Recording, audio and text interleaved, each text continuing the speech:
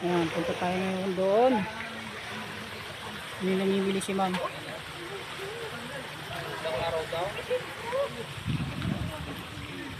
Ayan po sila, bumibili. Ayan na. Anong mga ginagawa nyo dyan? Ha? Vlogger natin.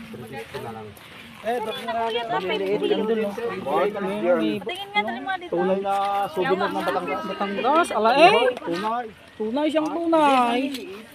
Apo, namimili na po sila, oh. Marisil. Gawin ko dyan, ito lang gusto ko. Inuubos na akong paninda. Anong tawag dyan, boss? Triple. Or daw. Mga magkano yung ganyan? Magkano to? 1.5. Oo, ang bait daw. Siyang tunay. Napilamuhan nyo ah. Paminaw na ako. Yung si Ma'am Gemma. Paminaw. Oh, buto ng pating daw. Buwis na makinig ako magkano tawad mo. Anong pagkano po?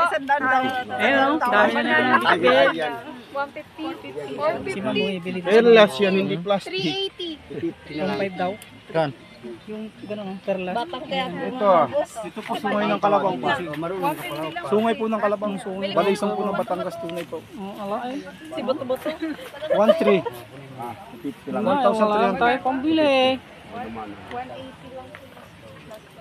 Pa-vlog-vlog lang tayo. Salamat. Siyang tunay. Ilang din, oh.